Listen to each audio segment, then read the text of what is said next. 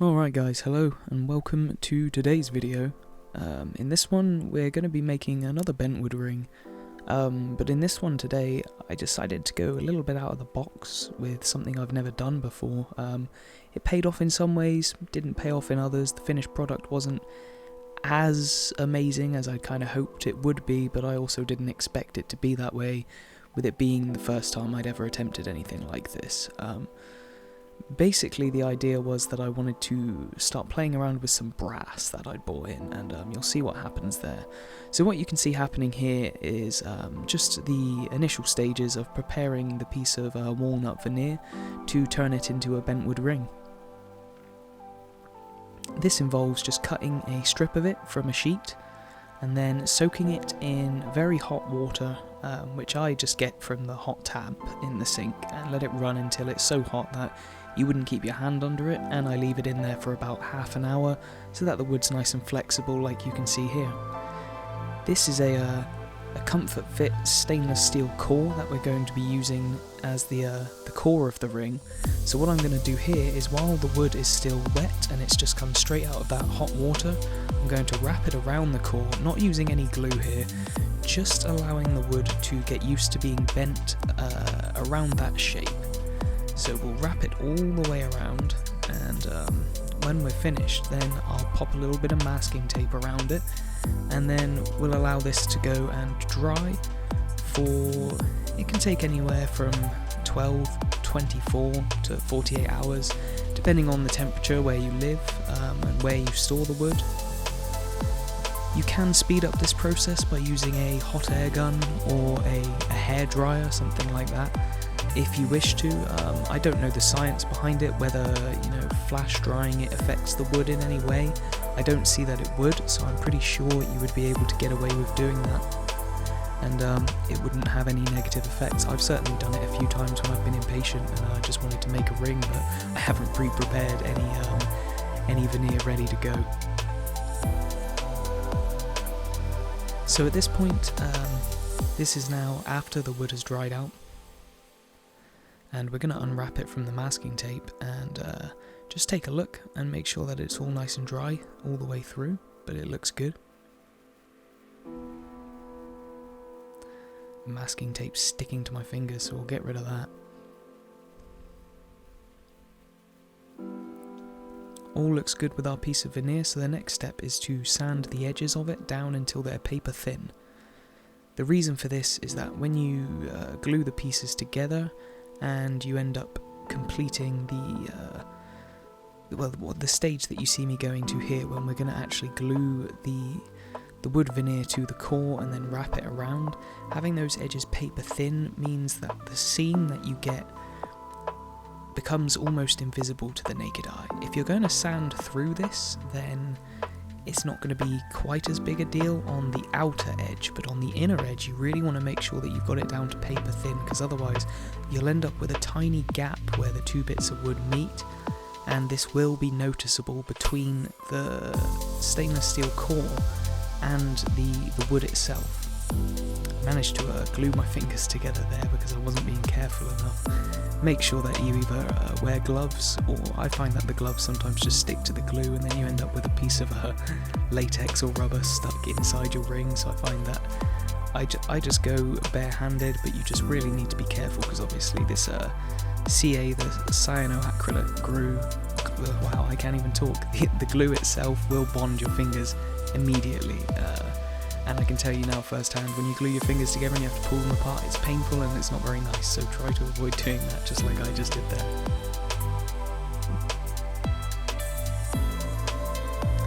Once you've finished up the wrap, it's just a case of using a cocktail stick or something similar to apply pressure to that final seam and get it to stick down nice and flush. Once you've finished gluing and wrapping, it's moving on to the sanding phase. Now, as we glue right away across the board of that veneer, it means that all of this is this leftover bit that we're sanding here is quite hard, so I'm going through it with a sanding wheel on my Dremel. It's not completely necessary, you could do this with sandpaper, it's not an issue, but this definitely just speeds up the job. I was using one of the cheaper non-Dremel branded sanding wheels here, which started slipping off of the mandrel that came with them. Not a very good mandrel. And the next step is basically just to continue sanding here in a figure of 8 motion until you get the edges of the wood completely flush and parallel with that stainless steel core.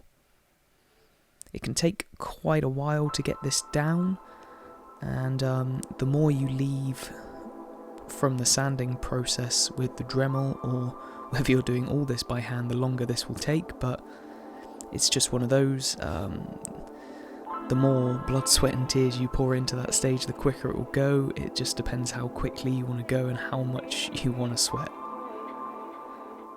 So we're going to mount the ring now onto my lathe and just begin sanding in a nice curved, kind of beveled edge shape to this ring itself. Not necessarily getting the exact final shape we're going to have, but just starting to shape it just so it looks more like a ring rather than something completely straight. We don't want those sharp looking edges.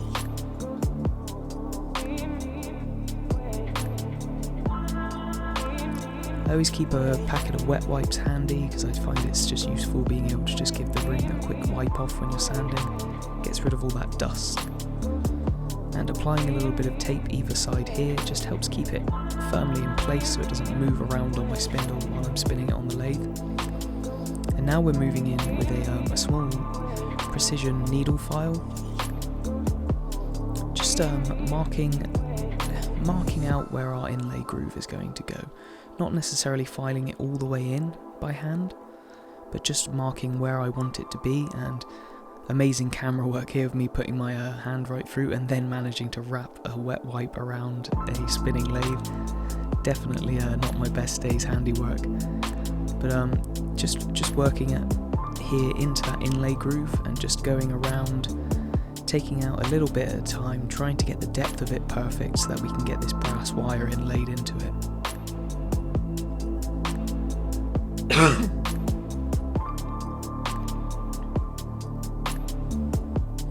Just finishing up going through certain parts of it by hand, because using it on the lathe sometimes you can take out more than you want to, but after checking there the depth looks good, so we're going to remove the ring quickly by taking the tape off and take it off the spindle. And this is where the more tricky stages of what I decided to do with this ring start to take shape. So I had some of this brass tubing, so I popped a carbide bit into my Dremel, which has a nice domed head, and just started to burr a nice hole in. And slowly worked this hole in, checking the diameter of the brass tubing to make sure that I had a nice fit.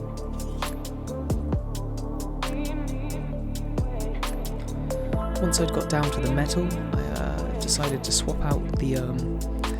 carbide bit for it's like a engraving piece which came with my Dremel, and it's just a circular shaped piece which I then put down into the hole, and just where the carbide bit domed more than being round, I just used it to fill out those edges, and just constantly checking against the piece of brass tubing that I've got to make sure that the diameter was getting to where I needed it to be. Then I'm just going to pop the brass tube into my vise, pop a cutting wheel onto the Dremel, and just cut a tiny little chunk out of the end so that we can inlay that into the ring. As you saw a tiny little frame of there, obviously wearing a mask and goggles when doing this, because the last thing you want is shards of metal going in your eye. And then it was just a case of filing down the edges of where that brass was cut until they were nice and smooth, ready to inlay in the ring. I tried holding it in the vise, but the piece was just too small, so it was just a case of holding onto it nicely and just filing gently in my hands and getting it to where it needed to be. So what I'm doing here is I've just put a finely it's like another one of those carbide bits for my Dremel, but just with a more fine point on it, and I was just using that to go around the very edges of the base of that hole, just to accommodate being able to sit that little piece of brass tubing in there completely flush. So now I'm going to apply the glue, and unfortunately, awkwardly not have it in place very well at first,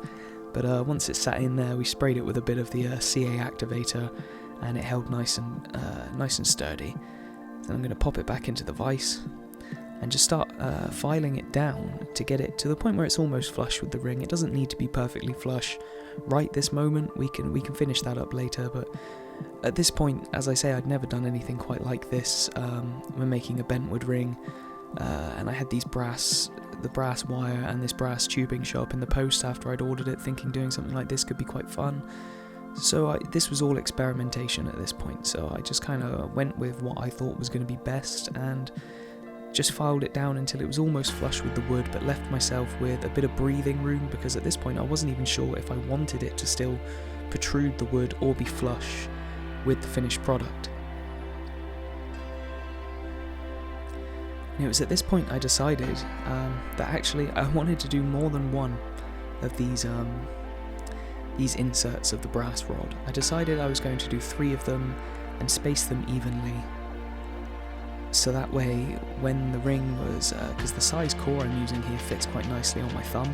so I decided that I wanted it to sort of sit that when it was facing me, you'd be able to see all 3 of the rod inserts, because I was planning to inlay the inside of the brass tubing or the brass rod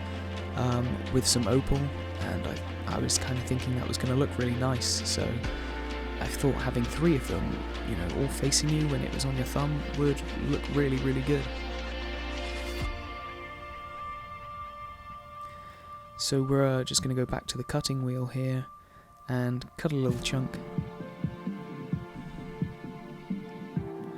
and do the same step as we did on the first one, just file it down so that we have a nice flat edge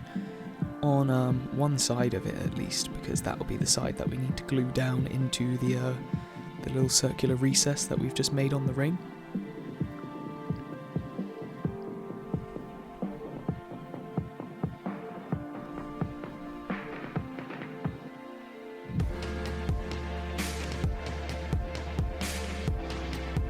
So we move on to the gluing again, same procedure.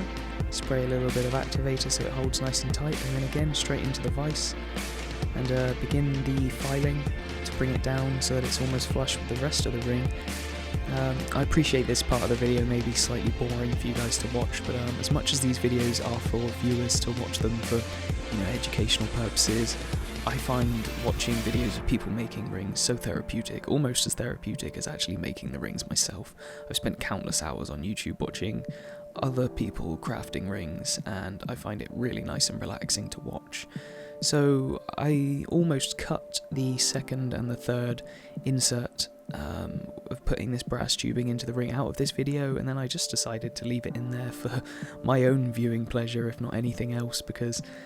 I do like to go back and watch these videos over of the rings that I've made. One, so I can see my progress on becoming a better ring crafter, and 2, it's just something nice to watch, being able to go back and see the things that I made in the earlier days of my journey, maybe in a year or 2's time when I'm making slightly better and more complex rings. I think it'd be quite cool to be able to go back and see what I was doing, what mistakes I was making, but also what I managed to make with such little experience at the start of my journey of learning to make these rings.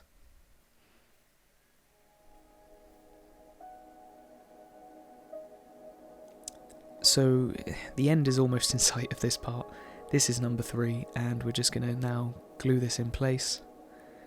and do the same, get it glued in, spray the activator, and then file it down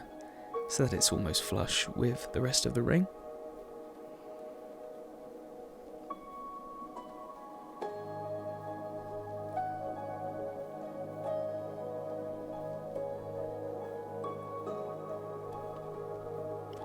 And there everything's looking quite nice and smooth. I did forget to start recording slightly here, so I'd already added the brass wire to the back portion of the ring. That was quite simple, it was just a case of doing what I'm doing here and then wrapping all the way around. It was this part in between that was very fiddly, and this took a few attempts, as you'll see on this second section in a moment. I almost cut parts of this out to try and make it look like I did it first time, but I thought, you know, anyone doing this for the first time is going to realise it may look easy in the videos, but oh my, it can be awfully fiddly. And trying to get one end of it in and activate it there, and then be able to cut the other part down to size and add it in, it's very difficult. So I kept having to go back in with that fine pointed carbide bit and just grind the glue back out of the recess and try again until I got it in there nicely. And I'll say now as well, there was actually 2 occasions after this part of the video where I was sanding the ring down afterwards and these little insert bits popped out, and I ended up having to go back and do it again 2, possibly even 3 times. And again, forgetting to do the recording here, I started to inlay into the brass rods themselves, and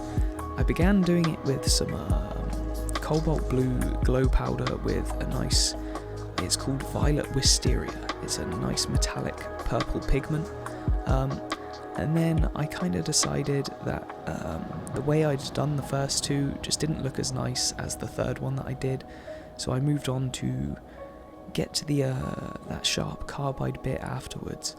And you'll see in a moment I actually dig out what I inlaid in them to begin with, because putting the UV torch on it, I could see that through the opal I was putting on top, you really couldn't see the glow powder or the pigment anyway, so I figured I'd just put a small amount of it underneath, just to let the purple shine through slightly, and then carry on just inlaying it with the opal, because that was the kind of look I wanted to go for. I just wanted that, it's like a molten black, with like a red sheen to it, this opal, and that was kind of the look I was going for. It almost looks like almost looks like rubies inlaid in the in those rods themselves. So essentially I was just filling the rods up and then dropping a little bit of extra thin CA glue in there, and that just seeped straight down into the recess and held everything in place.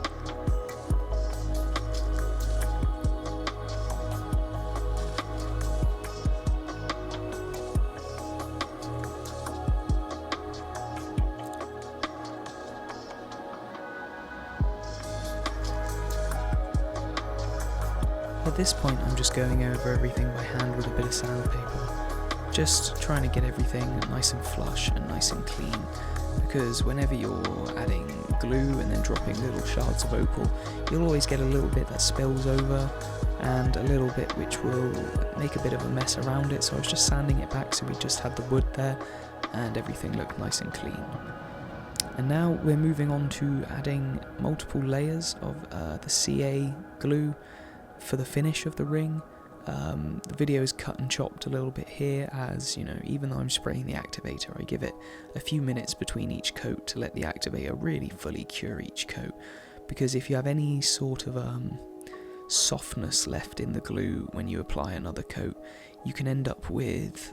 more of a misty finish to it than a clear finish, and that will completely destroy the look of the ring when you come to polish it up at the end. I think on this one here, I ended up cutting a couple of the coats out as well. I think I ended up doing, I think it was 9, potentially 10 coats of the CA there for this ring. And then continuing on with the same kind of thing here, but just in the 3-jaw chuck on my lathe so I could access the side of the ring. And here I'm just going to add 4 or 5 coats to the side of the ring. I do less coats myself on the side of the ring because they're just kind of there to make everything nice and smooth and be protected, but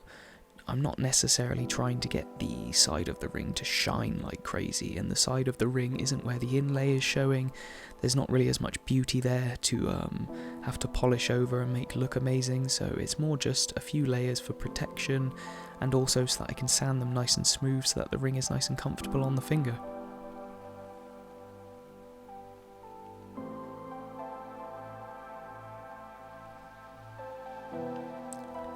Once we've added those layers of the CA glue, it's now moving on to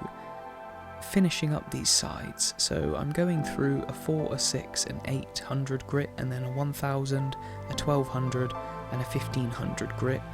wet sanding just on the side and that very edge of the ring here. Then I'm going to flip it over and do the same to the other side. I generally don't bother going above sort of a 1500 grit on the sides of the ring because that makes it really nice and smooth and comfortable as it is. Anything more than that, you're not going to be polishing those edges to the point where you need those gleaming, because it's not the main body of the ring that people are going to be looking at.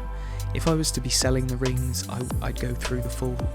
grits up to 3000, but because these are just the first few rings I've been making whilst learning the craft at home, I'm not going to expend the extra hours of effort of going through multiple sanding grits just on the edge of the ring, because I get impatient. I get to this stage and know that I'm near the home stretch and I'm nearly ready to see the finished product, and I just want to crack on at this point. So we pop the ring back onto the spindle on the lathe now, and we're just blasting it at full speed using 4, 6 and 800 grit, 1000, 1200, 1500, 1800, 2000, 2500 and a 3000 grit of just wet and dry sandpaper, ensuring to keep it nice and wet throughout the entire sanding process. And here's the 3000 grit, this is the last one here, so we're just going to give it a quick clean off, take it off of the lathe and have a little look and move on to polishing. As usual, I'm just using Auto Glim Super Resin Polish. It's just a car polish, but I find for the application of polishing up a CA finish on a ring, it really makes them take out a nice shine. It's really easy to work with. I dropped a little bit on the little sofa I've got out in the conservatory workshop there, so I just dabbed the ring in a little more to get a bit more polish on it. And I tend to just buff it with a very slow speed on the Dremel as to not overheat the CA finish, and then going for what I always do is adding a nice coat of this Maguire's Canberra wax, I believe it's pronounced, and basically what I do here is just buff it in slightly and then give it a little bit of air to cure as I move around, and then just continually buff that wax in. I probably spend more time waxing than I do polishing, to be honest, and I find doing that just it adds a level of protection against the elements and protection against water, because it will just bead and fall straight off, but it just gives it a mad good shine as well compared to just polishing alone. And here we go, here's the finished product. By no means perfect, the little wire inlays in between the rods didn't come out perfect, but other than that the rest of it looked really good, and I was really happy with the finished product, considering I'd never tried anything with brass work. I'd never tried anything which required this much fiddly handiwork, and it was cool just to give something a try which was a bit out of my comfort zone and get an end product which looked this good. It's not perfect, but considering I'm still new to the craft, I was really happy with how this one came out, and I hope you enjoyed watching me make it. So thanks for tuning into this one. There will be more coming in the next week. Feel free to subscribe to the channel, like the video, and pop back for more. Thanks for watching, and this has been Zach Craft. Thank you very much.